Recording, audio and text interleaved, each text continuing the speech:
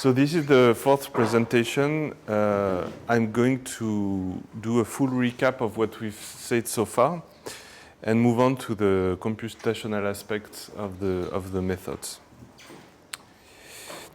So we've seen that AstroGeoFit starts from the idea of modeling the astronomical signal, and we model it as a sum of periodic signals. So this is what is called a quasi-periodic signal, a sum of sinusoidal functions. They all have their frequency, their amplitude, and their phase. The frequencies of the sinusoidal signals are parameterized by fundamental frequencies, which are the three parameters of the algorithm and the fundamental frequencies that appear in the astronomical model. This means that we can have the phase we want, so we are not necessarily in phase with the propagated astronomical solution. The phase is completely free, and this is something that you can estimate from the data. Here are the formulas to extract the amplitude and phase from the definition of the model. Now we have a second ingredient, which is the time depth transfer function. This is parameterized by a grid. So we first choose a grid of depth. The parameters of our model are the height of the inverse sedimentation rate in this grid of depth. So for example, if we have 8 knots, we have 8 parameters. The more knots we have, the more flexible the model.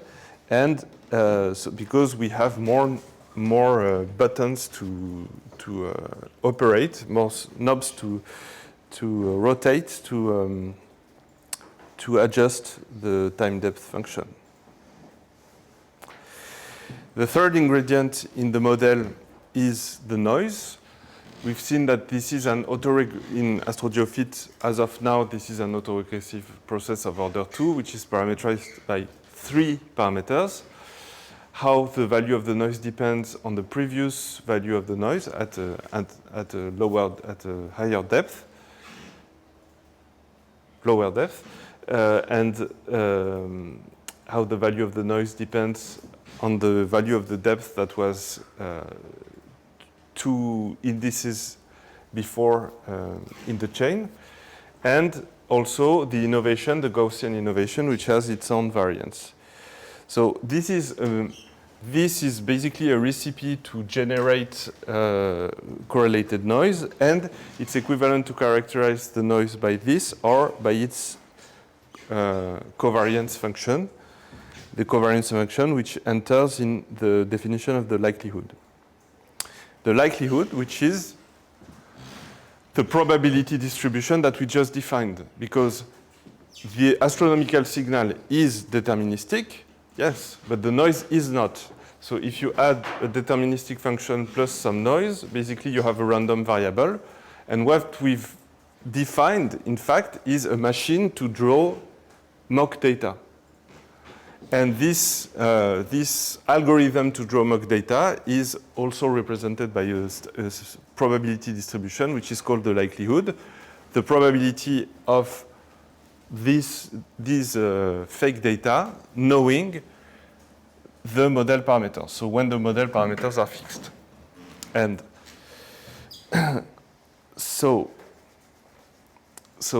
these are examples of realizations generated by a likelihood with fixed values of the astronomical signal and of the noise values. Okay, so now, if we replace the fake data by the actual data, the probability of the actual data knowing the model parameters, this is called the likelihood. So this, if I fix the value of the parameters, this retrieves me a real number, a scalar. And so I have a function of the parameters, which retrieves me a real number. It's a probability, so it has to be positive, non-negative. So I have a function of some parameters, and I want to find the maximum of this function, which gives me the maximum likelihood estimate of the parameters of my model. So now, when we do this, we have an estimate of, so for instance, here we have some data. We have injected a certain sedimentation rate. We adjust the model and we find something with some uncertainties.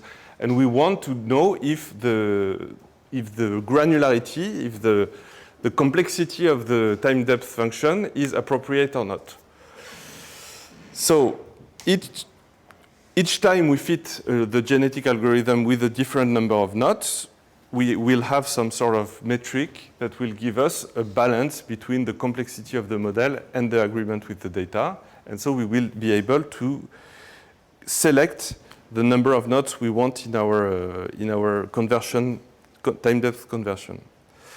And we also have seen that we might want to ask the question, is the data just noise? Is there an astronomical signal at all? And I took the analogy with hiring someone. Here you want the best candidate. Here you want to know if the best candidate is good enough, basically.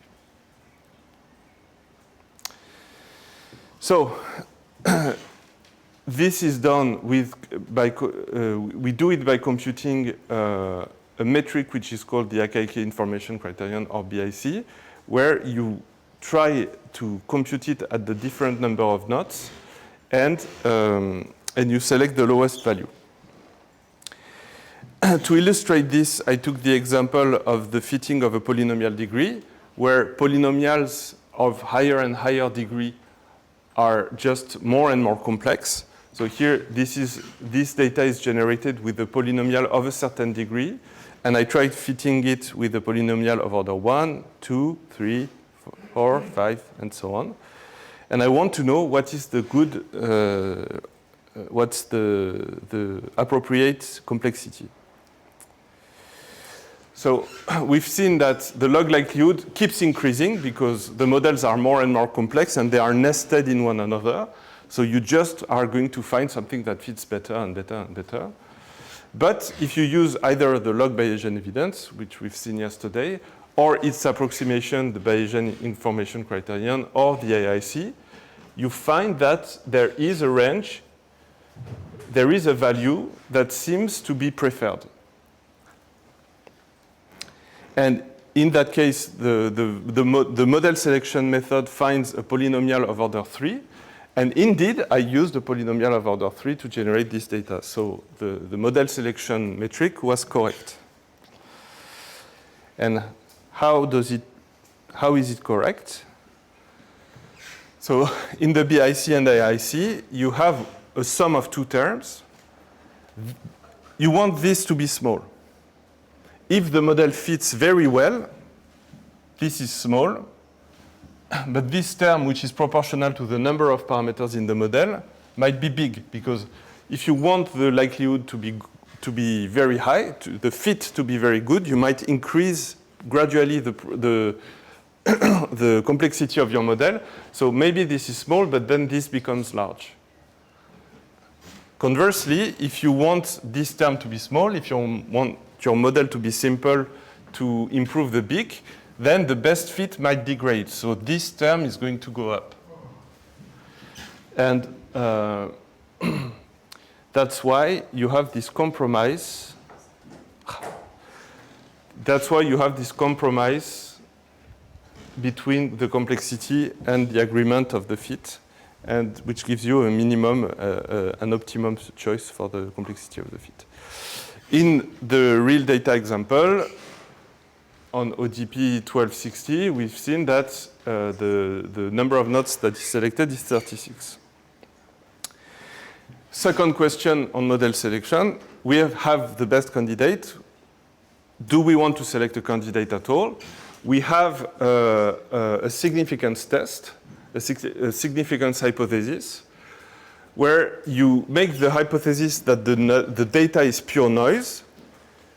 Then you compute the probability distribution of some metric under the hypothesis that the data is pure noise, and you compare to this metric computed on the actual data. And if the two don't overlap, if the two are well separated, you can say with a certain confidence that the data is not noise.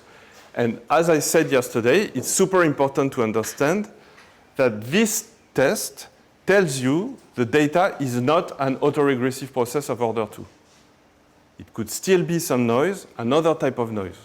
So this is a helpful tool, but you still need to be careful. So now we have the appropriate number of nodes, we have a good model, and we want to estimate its uncertainty. So suppose we have 1, 2, 3, 4, 5, 6, 7, 8, 9, 10 generation of the genetic algorithm. So we ran several times the genetic algorithm. Since the genetic algorithm is inherently random, we have different maxima in the end. From each maximum of likelihood, we can start an MCMC chain, which will explore, which will go around the parameter space. So again, in this analogy, you have something that jumps on mountains. The latitude and longitude of the thing, so the frog, the walker, the whatever, is the parameter space, and the height of the mountain is the height of the likelihood, and you want to find the regions which are the highest. So the little frogs, they jump up and down from different starting points. And in the end, we can combine those chains to have an uncertainty. So these chains, when you do the histogram of their past positions, of the past positions of the frog, it gives you what we call the posterior probability. And the posterior probability encodes the uncertainty on the parameters. So in fact, in the definition of where to jump, I include also some prior information, like where where I expect the parameters to be in the first place. And this prior distribution gives my initial constraints on the parameters. So if I have very wide priors, it means that I'm very uncertain about the parameters prior to seeing the data. If my priors are more restricted, it means that I have a good idea of where the parameter is, and I'm kind of forcing the parameter to be in that range. And as I said the day before yesterday, you don't want to be in a situation where the prior and the likelihood are incompatible, because the idea of the prior is to force the parameters in a certain space. So if you end up with parameters in another space, it means that something went wrong. Either the prior or the likelihood is wrong. And how do you extract the uncertainties from there? So the probability to be in a certain range is basically the area under the posterior probability. So here, for instance, the area is 50% of the total area of the curve. So the probability to have my parameters here, to have my parameter, which is here the precession frequency, is 50%. So overall, we had the initial generation of the genetic algorithm, the last generation with several starting points. This is the uncertainty if I just take one of these starting points, and this is the uncertainty if I take several of these starting points, and I will come back to it today. Okay, so maybe some of you have noticed that I presented things in a slightly different order. I started with the model. This was day one. But then I went on to the selection of the number of nodes, which was yesterday, to move on to the estimate of the uncertainties, which we talked about on the second day. And I reordered these steps because this is what AstroGeoFit is doing. I used a different presentation because conceptually, I think it was more important to understand these two before understanding this one. But what AstroGeoFit is doing is this sequence of events. So So, key ideas. The AstroGeoFit model, it contains 3 ingredients: astronomical forcing, time depth, and correlated noise. And when we define a model, in fact, we define the likelihood. The initial fit of this likelihood is done by, the initial fit of the parameters is done by maximizing this likelihood, and the maximization is done with a genetic algorithm. So we start seeing something that appears, this is what we want to do, this is how we do it. And I think one of the key questions you should ask is the model suitable for your data? So the AstroGeoFit model is not any type of model of geological data ever. It has a certain parametric form, and if your data has nothing to do with, if you have no hope that this model is going to fit your data, then some parts of the data will be absorbed in some parts of the model. So the corresponding parameters will have some values which are in fact absorbing some other kind of signal and which might give you a spurious result. This said, this is a pretty robust model. We've seen that it works on several types of data. So be careful, but it's still working pretty well. To select the complexity of the model, we have 2 questions: how to select the complexity, and is the data just pure noise? We select the complexity with 2 different metrics, BIC and AIC. And so if we ask the question, is the data pure noise? It's good to keep in mind that we do it assuming that pure noise is a certain type of autoregressive process. And I guess a general thing you can think about is that rejecting the null hypothesis is not a validation of the idea you have about the signal. Rejecting the null hypothesis is rejecting a null hypothesis. It's like you say the signal is not something. It doesn't mean that it's something in particular. It's just that it's not this. Okay. Estimation of uncertainties. We do it by aiming to compute the posterior probability of the model parameters. And this is good because all the uncertainties on all the parameters are evaluated simultaneously. If you fix some of the parameters and you estimate the uncertainty on others, this uncertainty will be underestimated because you need some wiggle room here to see what is the actual range of variation of the parameters which is compatible with the data. So I think that's one of the major advantages of the Bayesian approach. So this is what we want to do. How do we do it with a Monte Carlo Markov chain algorithm or MCMC? And also, the starting points of the MCMC chains are selected by the genetic algorithm, and they are combined with some weights. Again, I'm going to talk about it. An important thing to keep in mind is that the MCMC chain has to converge for the results to be interpretable. Otherwise, basically, you have meaningless results. So here we mostly talked about what we want to compute, what is the objective.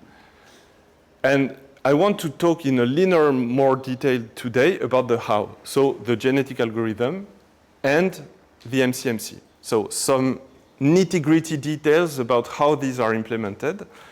And so I think this is very important because, yes, the model is imperfect, but still it's made to be interpretable.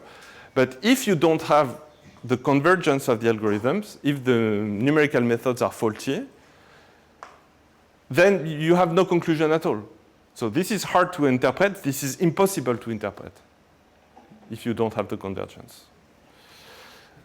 I mean, no algorithm converges perfectly well, so we want a convergence which is sufficiently good.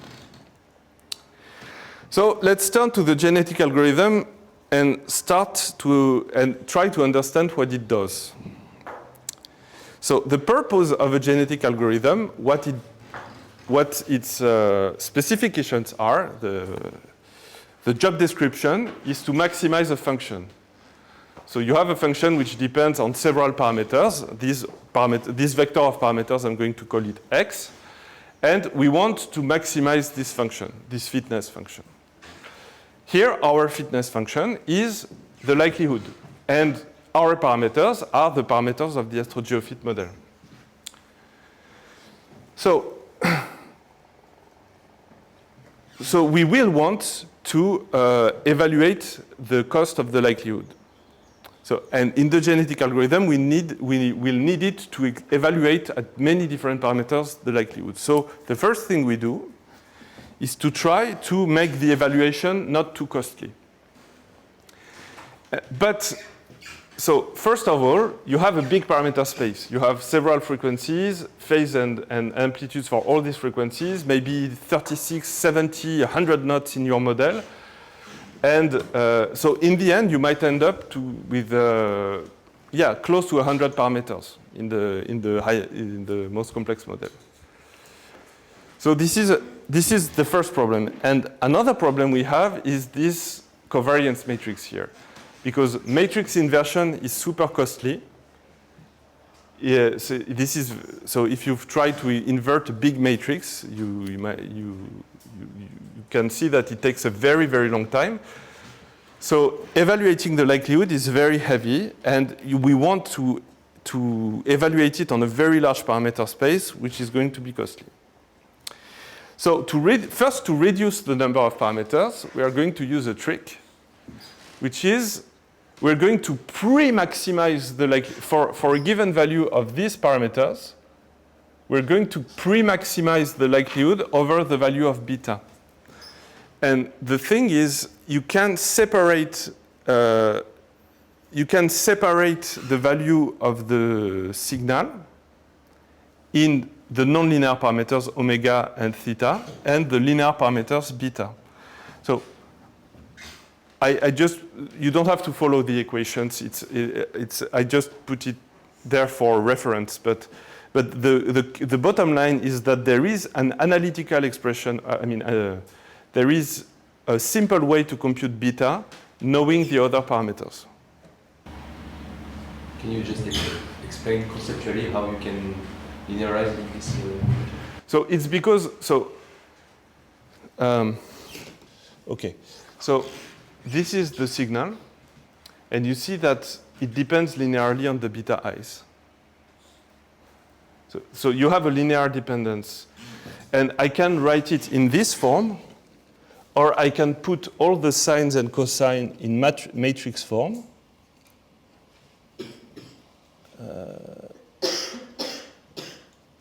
Where am I? Yes.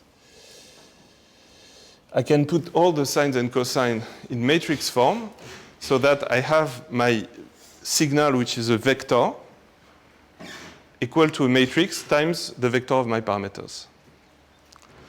And when you're in this situation, minimizing the distance between the signal and the model comes down to choosing this value for the parameters. This is called the ordinary least square. In other words, the model is non-linear with respect to the frequencies, but linear with respect to the amplitude and the phase. So solving a linear optimization is a least square problem. Yes. So it's the multidimensional generalization of trying to find the minimum of a parabola, basically. You have a parabola in your parameter because you try to minimize the distance between your signal and your model squared. So you have something minus your parameter squared. You want to find the minimum, and this is an analytical formula. There is an analytical formula. So the difficult part is to find the frequency. But for a given set of frequency, the optimization is simple. Yes. So you get rid of, if you have k frequencies, you get rid of 2 k parameters. If you have 6 frequencies, 12 parameters gone. It's pretty good. Okay, so now with phi, we can, I'm not going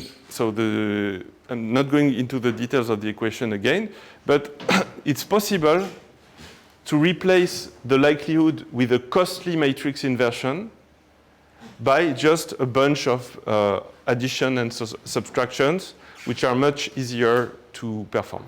Let's not go into the details, just know that we can get rid of this costly matrix inversion. So what I want to say, and which might be important for the interpretation, is that in fact we are not maximizing the genetic algorithm on all these parameters. The genetic algorithm only explores this, the space of these two parameters. And for a given value of these two parameters, these two are computed directly to pre-maximize the likelihood. So it means in particular that you can't put, in the current version of AstroGeoFit, you can't put an upper bound on the amplitude of a signal. It's always selected to be the most likely.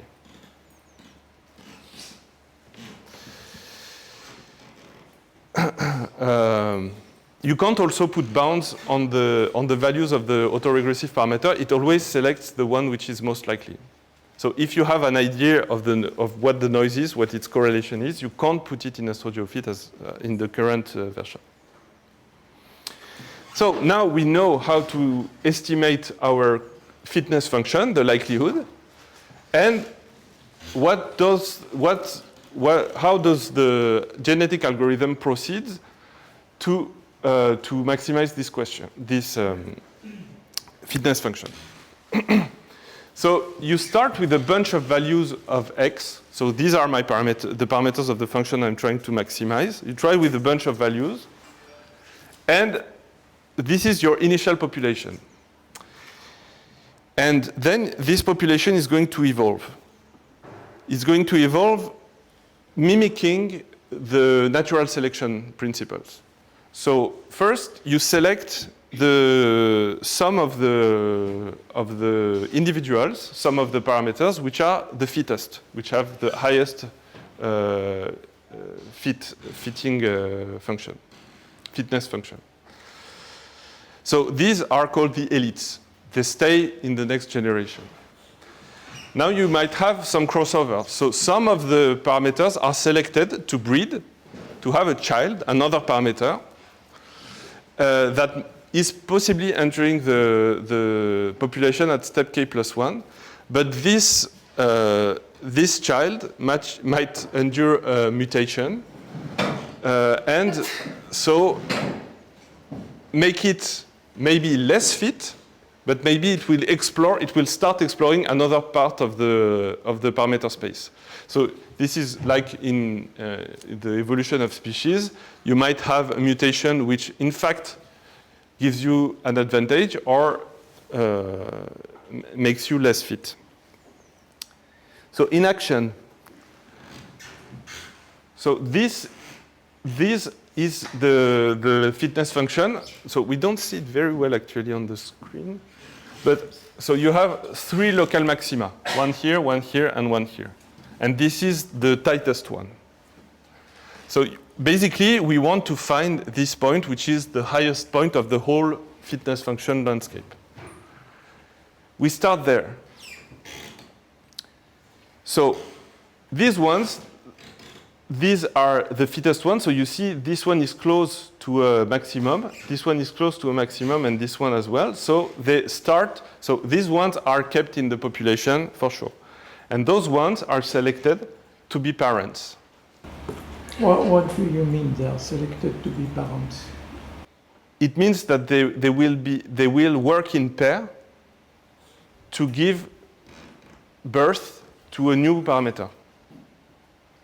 And the exact way you combine pairs of parents to generate a new parameter depends on the algorithm.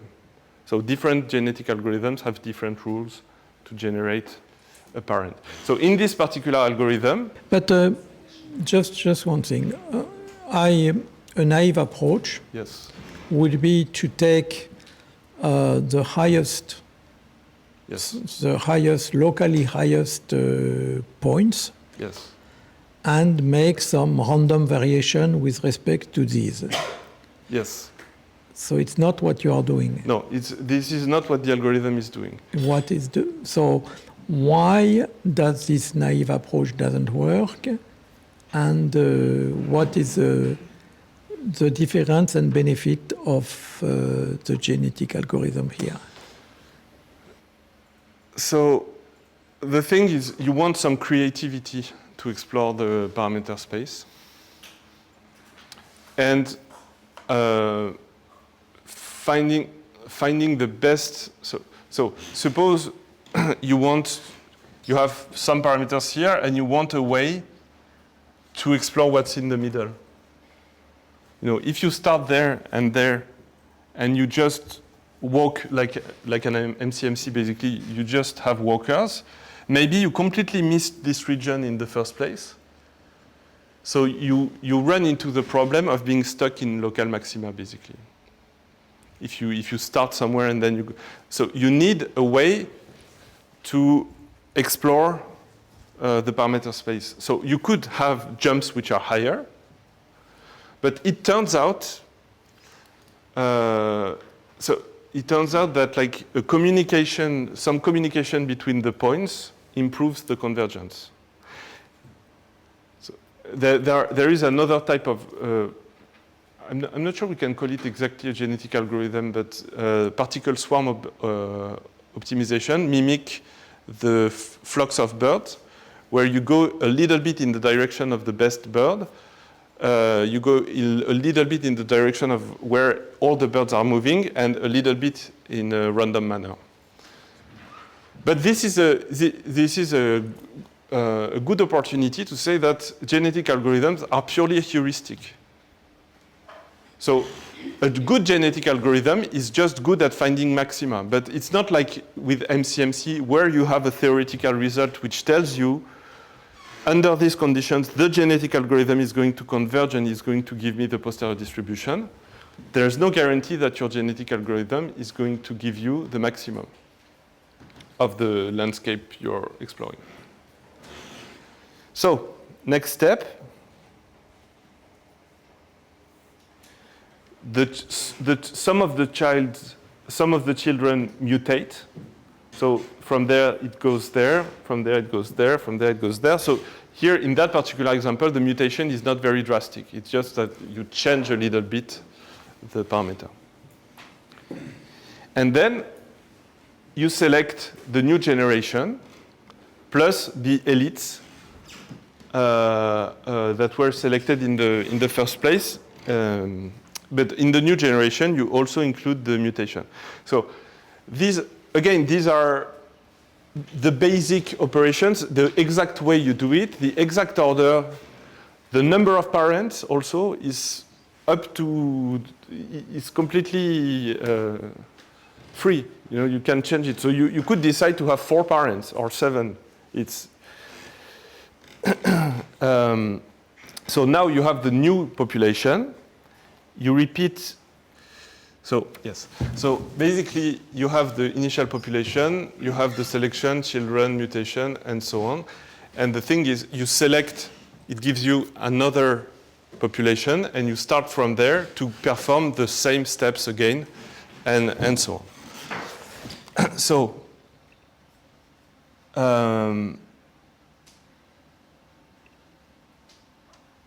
So yes, so the genetic algorithm will find the maxima,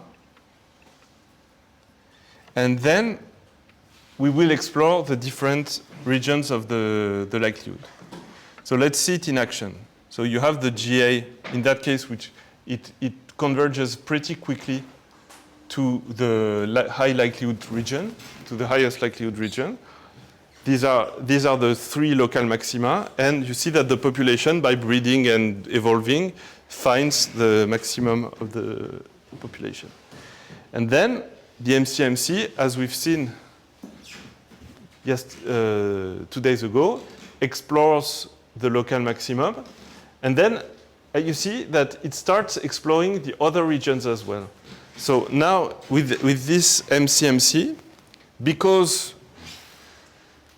the different maxima are not too separated, the MCMC is able to explore the whole parameter space and in just one go capture all the different modes. But you could have also a case where so here you see that the local maxima are much tighter. They are much smaller compared to before. See, it was big local maximum, tighter local maximum. So the genetic algorithm finds one of these local maximum, and now the MCMC explores this maximum, but stays here. It doesn't go to the other maxima, even after 100,000 iterations. So if you waited the age of the universe, you would find iterations. You know that this would converge to and explore everything, but it might take a very, very long time. So here, this is exactly the same likelihood landscape, but I run a different instance of the genetic algorithm. And in that case, it goes in this local maximum because the generation of the initial population and the different steps are random. So sometimes it's going to converge here, sometimes here, sometimes here. So now I'm going to start the MCMC from that new position. I'm going to start the MCMC from that new position. And you see that the chains stay close to this maximum of likelihood, even after 100,000 iterations. So this illustrates the fact that when you run the genetic algorithm with different seeds, with different initial population, you might end up in different local maxima. Don't you want to know all the local maxima when you do Bayesian stuff? That's why you run it several times. Okay. So the genetic algorithm. So sometimes it's going to find this one, sometimes this one, sometimes this one. But over 100 realization of the genetic algorithm, you hope that there will be at least one here, at least one here, at least one here. Interesting observation. This is the highest point of likelihood in this case. But when I tried to do this figure, the genetic algorithm would typically go there or there, because these regions of high likelihood, they are bigger.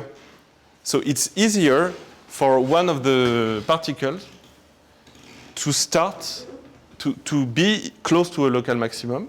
So then you will have a bunch of particles, a little bit like gravitational accretion. You know, it's a sort of unstable process where you're like, oh, something's happening here. You can think of this as ants, moving around. There's a, coke on the floor. It's very, very well spread. But there's a piece of sugar, which has more calories in it, but it's harder to detect because it has a lower spread. Okay. But, there's no guarantee. If you have an algorithm which guarantees you to find all the local maxima of a function which is very complex, you have 2 Nobel Prizes. It's very... But one question is, in this configuration, what will be the PDF after the MCMC? So anticipating... So I'm going, yes.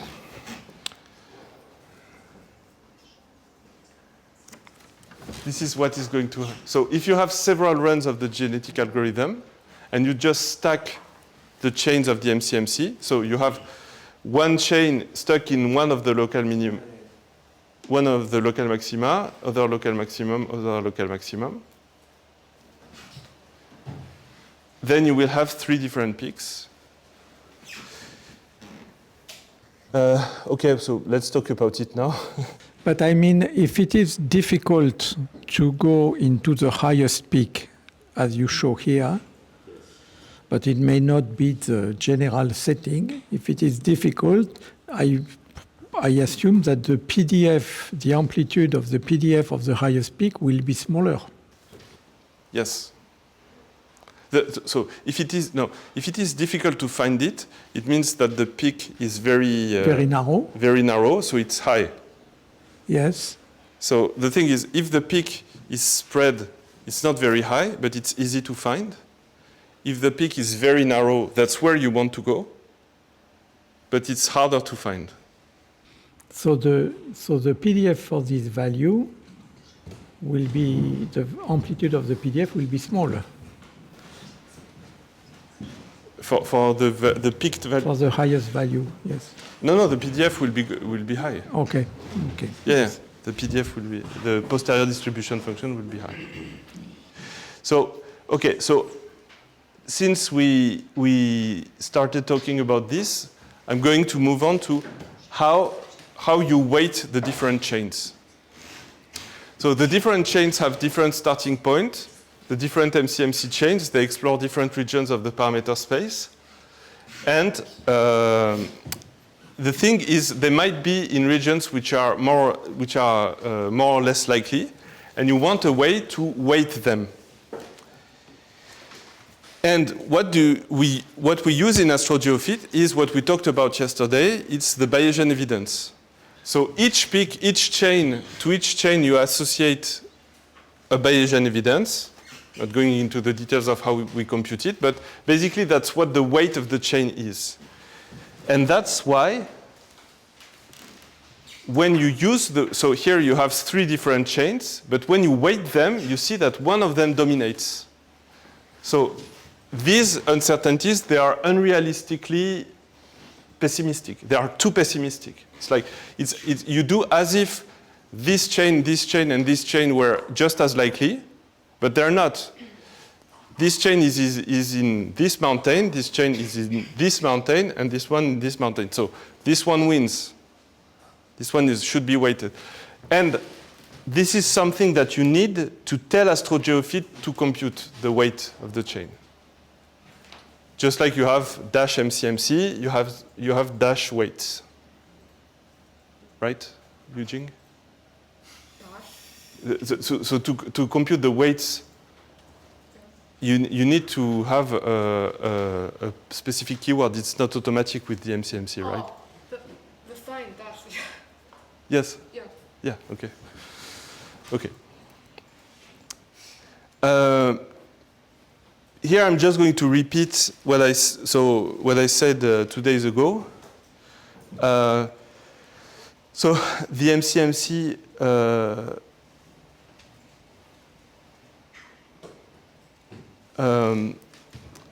explores with a certain width. It has proposal distributions. The jumps of the proposal distribution have a certain width, which is a parameter of the model. And so if the jumps are too far, the thing is you stay stuck. You always find something which is too far from the initial summit of the mountain. So your walker never wants to go down and in fact stays at its initial position.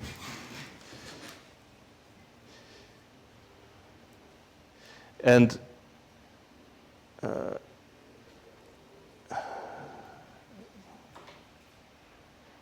conversely, if your jumps are too small, not conversely, it's like if your jumps are too small, you also stay stuck in the same region. Okay.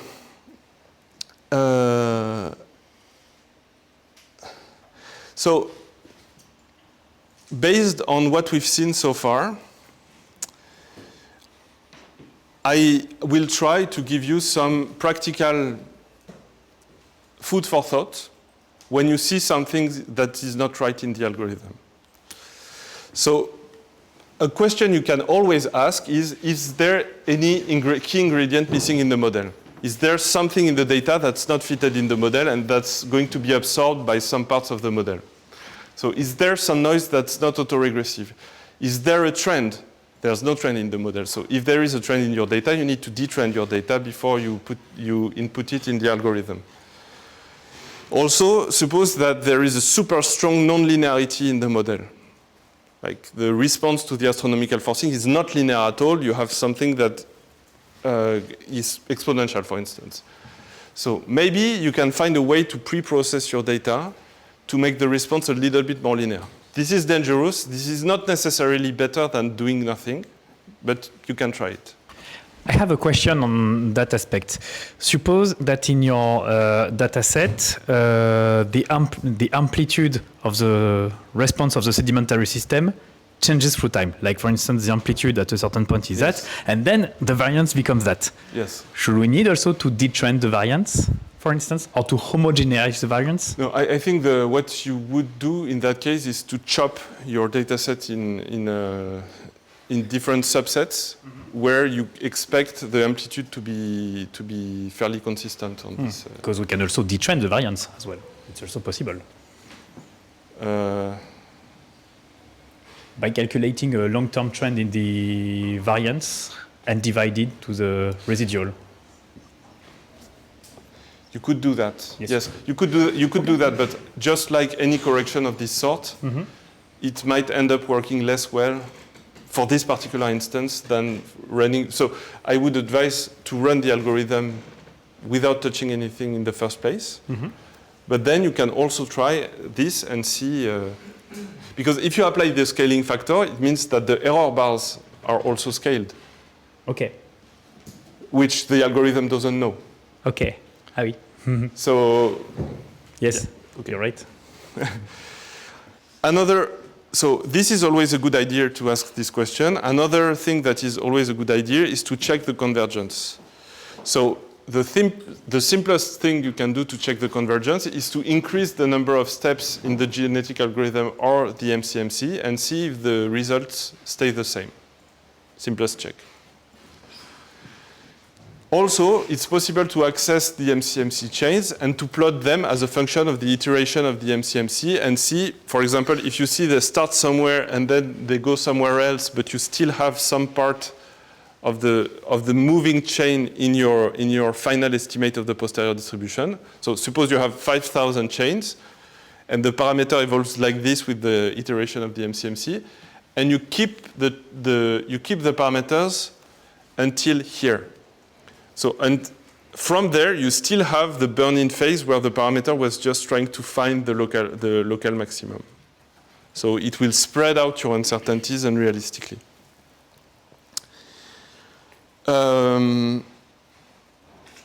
Also, you can plot the likelihood, the evolution of the likelihood of the genetic algorithm as a function of the number of iterations. We've seen this figure many times in Eugene's talk.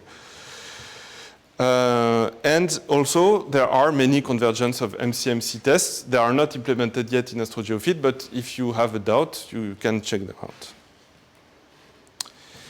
Something you can always keep in mind is that there are outliers. There might be outliers in the data.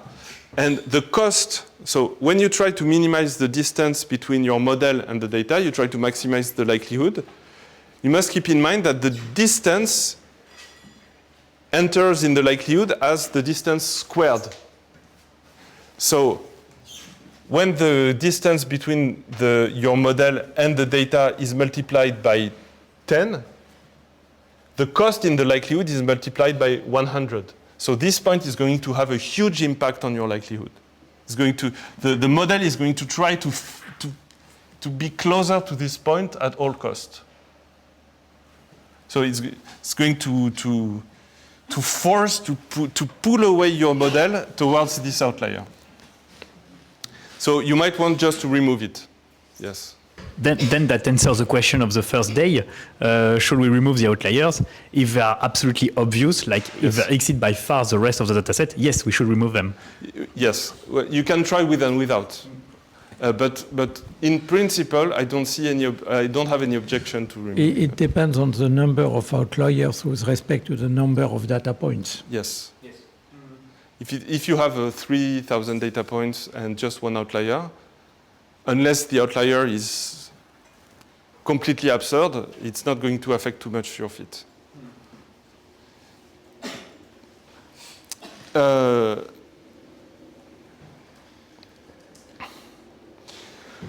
So if the solution that the genetic algorithm finds seems very weird, you can increase the population size. So the number of individuals that are going to reproduce and explore the parameter space, the number of blue points in the figures I just showed.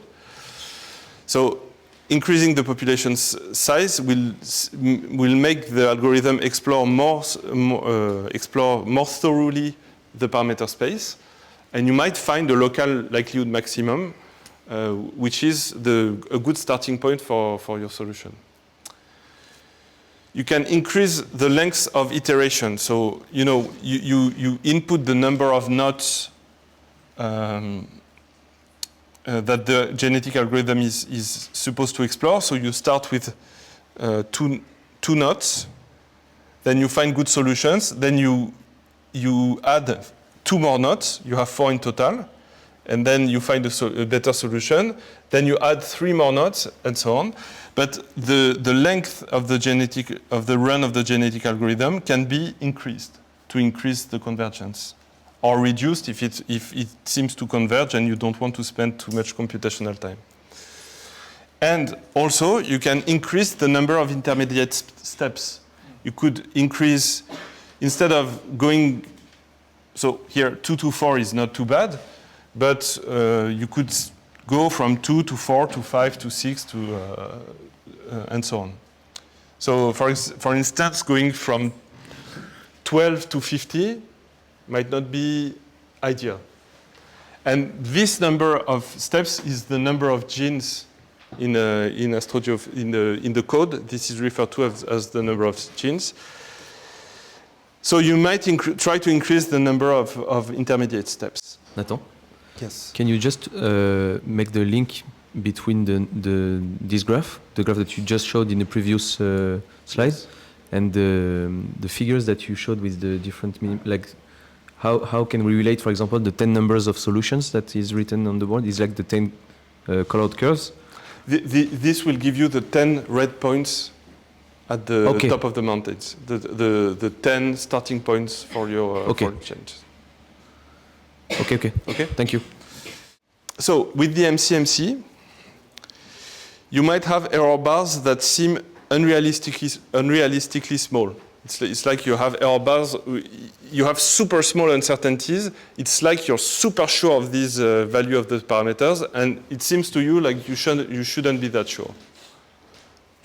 There has to be some more uncertainty. You're too confident. The algorithm is too confident. So we've seen that it's important to combine the chains from different local likelihood maxima. To do this, you need to use the weights. You need to use the weighting of the local likelihood maximum and the stacking. And